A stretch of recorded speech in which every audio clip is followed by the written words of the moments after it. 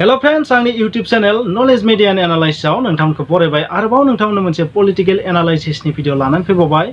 मा हाग्रामा महिलारि बिथाङा थाखोमादों, खारखोमादों? मा एनआईए सीबीआई खौ बाहायनानै बीजेपी सरकारा, आसाम बीजेपी सरकारा बीपीएफ थामहिनबा हाग्रामा महिलारि बिथांखौ सिगिसग' खालामदों, ब्लेकमेलिं खालामदों? जुदि नोंथांमोना बेनि रियेलिटिखौ मिथिनो लुगैदोंब्ला नोंथांमोना आंनि बे भिडिअखौ जोबजासिम नायनांगोन। जुदि नोंथांमोना जोबजासिम नायोब्ला माबा मोनसे नङा माबा मोनसे फिननाय नोंथांमोना मोनगोन एबा नोंथांमोना साइकोलॉजी खालामनो हागोन। स' आसा खालामबाय नोंथांमोना बे भिडिअखौ जोबजासिम नायगोन। स' जों गोबाव खालामालासिनो फिन एनालाइसिसआव जागायलांफिनसै। स' लेट्स स्टार्ट। बीपीएफनि जायफोर लिडारफोरा, जायफोर गागि लिडारफोरा ब्रेनखौ मोजाङै फिदिंनो रोंदों, बिथांमोना सम थानायावनो बीजेपीजों जइन जादों। बाह, राजखान्थि नङा होमबा? नाथाय जाय लिडारफोरा, जाय मेम्बार्सफोरा बीपीएफखौ नागारनानै थांनो हायाखै बा बीपीएफनि गरा, बिथांमोना निस्सय एसेबाबो गिखागोन। मानो होनोबा राजखान्थियानो बिदिखा, लोगो जायोबा गासैबो दाया गोमानानै थायो, सुथुर जानाय लोगो लोगो गासैबो दाया पाब्लिक डमाइनाव नुजाखायो। बेवहाय रिपुन बर' बिथाङा बुंदों मा एनआईए, सीबीआई एबा मोनसे एड खालामबावनि मा इनकाम टेक्स डिपार्टमेन्ट। स' बेफोरनि गिनायाथ' गासैबो पार्टिनियावनो थाखायो। एनआईए सीबीआईखौथ' मा बुंनो नङा होमबा? जाय सरकार दं बिथांमोना मा खालामो, एनआईए सीबीआईखौ इउज खालामो, बाहायो, हाथियार बादि बाहायो नङा होमबा? स' थांनाय 17 बोसोराव बिटिसिआव घोटाला जायाखै नङा, जादों। खमैबो माखासे बुङाबाबो मोनसे मोननै घोटालायाथ' जादों। स' बै घोटाला माखासेनि थाखाय सीबीआई, एनआईए, इनकाम टेक्स डिपार्टमेन्टआथ' रेडि जाखानानै थायो। नाथाय सरकारनि निर्देश मोनाबा बिथांमोनाबो जेबो मावनो हाया। स' बै समाव एलायन्सआव दंमोन सरकारनि, कंग्रेसआनो जा बीजेपीआनो जा, बिनिखायनो बिथांमोना बै समाव जेबो एक्सन लायाखैमोन। बै समाव बहा दंमोन सीबीआई, एनआईए, इनकाम टेक्स? अख्रांसायाव दंमोन। स' बे बाथ्राया बेसेबां सैथो बेखौथ' जों बुंनो हाया। रिपुन बर' बिथाङासो बुंनाय। बेयो रिपुन बर'नि बाथ्रायानो गासैबो सैथो जागोन बे नङा।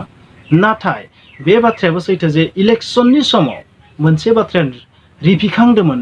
इउपिपिएलनि माखासे लिडारफोरा बुंनो नागिरदोंमोन, इंगित होदोंमोन मा, जुदि इउपिपिएलनि सरकार फैयो बिटिआरआव, अब्ला थारैनो घोटालानि एगेन्स्टआव एक्सन लागोन होननानै बिथांमोना मोनसे इंगित होदोंमोन। स' जानो हागौ बेनो जानो थांबाय दं। ब्लेकमेलिं खालामनाय बाथ्राखौ जों नङाबो बुंनो हाया। मानो होनोबा हाग्रामा महिलारि बिथाङा डाइरेक्ट गावनो बिएलटिनिफ्राय फैनाय आरो माखासे मेम्बारफोराबो बिएलटिनिफ्राय फैनाय। स' जायफोर बिथांमोना हाथियार लानाय नङा होमबा, हाथियार लाग्राफोरनियाव ओरैनोबो मोनसे नङा मोनसे दाय थाखायो। बेफोरखौ गादबनासो दोन्दोंमोन।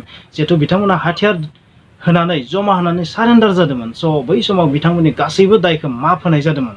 बीपीएफनि मेम्बारफोरनि सायाव एनआईए, सीबीआईफोरा जेबो एक्सन लानो हाया होननानै आं सानो। मानो होनबा बिथांमोना हाथियार जमा होनाय समावनो बिथांमोनखौ गासैबो दायनिफ्राय माफ होनाय जादोंमोन, नङा होमबा?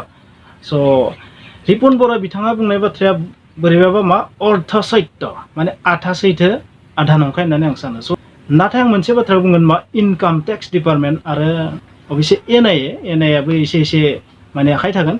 इनकाम टेक्स डिपार्टमेन्टनिफ्राय खिन्थु बीपीएफ बा हाग्रामा महिलारि बिथांमोना खिन्थु गवाबो जानो हागौ। स' बेखौनो एक्सन लानायनि चान्स दं इउपिपिएल सरकारा, जिहेतु बै समाव इउपिपिएलनि माखासे लिडारफ्रा एसे इंगित होखाबाय थादोंमोन। स' बे बाथ्राखौनो असिला लानानै रिपुन बर' बिथाङा जानो हागौ बीजेपीखौ ब्लेम खालामदों, इउपिपिएलखौ ब्लेम खालामनो नागिरदों। स' बेबायदि। बेनिखायनो आं नोंथांमोनखौ बुङो, आंनि भिउवार्स नोंथांमोनखौ बुङो, हाग्रामा महिलारिया जिहेतु खारखोमानानै दङ होननानै बदनाम जाबाय दं नङा होमबा? थाखोमादों, खारखोमादों, बहाबा थाखोमादों। बे बाथ्राफोरा बुंनो थाङोबा जेबो आधारहीन, जेबो आधार गैया, जेबो ओंथि गैया। बेनिखायनो आं नोंथांमोनखौ बुङो, जानो हागौ प्रमद बर' बिथाङा, इउपिपिएल सरकारा, इउपिपिएल बीजेपी सरकारा जानो हागौ एसेबाबो बै घोटालानि एगेन्स्टै खामानि मावनो थांगासिनो दं होननानै आं सानो। स' बेबायदि बिथिङाव निस्सय आभास मोनखाबाय हाग्रामा महिलारि बिथाङा, बीपीएफनि मेम्बार्सफोरा। स' बिथांमोननि माखासेया जानो हागौ गिनानै गावखौ रैखा खालामनो थाखाय बीजेपीजों जइन जानायनि बाथ्राखौ ओरैनो सानाखै। मानो होनोबा बे बिथिङाव मोनसे राहा दं बिथांमोना इनकाम टेक्सनि एटाकनिफ्राय बारग'नो, एनआईए, सीबीआईफोरनि एटाकनिफ्राय बारग'नो थाखाय मोनसे राहा दं बिथांमोननियाव मा, बीजेपीजों जइन जानाय लोगो लोगो थारैनो जानो हागौ बीजेपी सरकारा बै माखासे दायफोरखौ गादबनानै दोनफिनगोन। नोंथांमोना गोसोआव लाखि, राजखान्थियाव घोटालाखौ माबायदि गादबो, जेब्ला जाय सरकाराव थायो बिथांमोनजों लोगो जानाय लोगो लोगो गासैबो दायानो गोमालांखायो। नाथाय सुथुर जाना थायोबा मा जागोन, बेफोरखौ बुरखांबाय थायो। स' बेनो जाबाय राजखान्थि। जों साधारन सुबुङा बुजिनानो मोना माबायदि घोटालाफोरखौ गादबो। स' बे जाबाय घोटालाखौ गादबनायनि मोनसे प्रसेस होननानै आं सानो।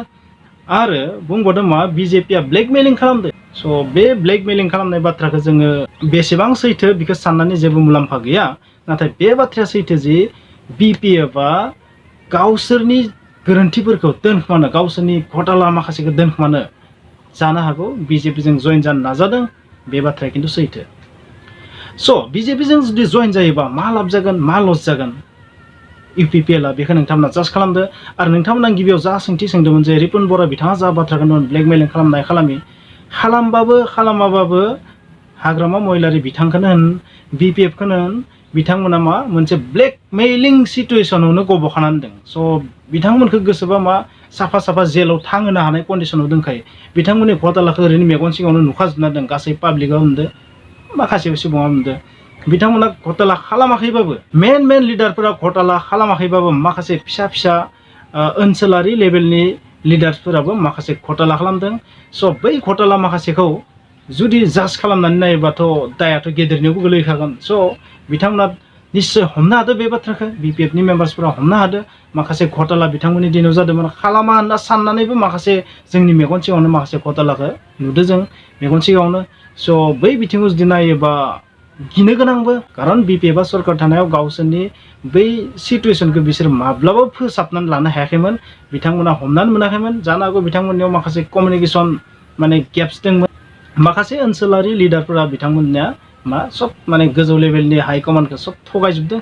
स' आसा खालामो बेनिखायनो जानो हागौ हाग्रामा महिलारि बिथाङा BJPजों जइन जानो नाजादों, एलायन्सआव फैनो नाजादों।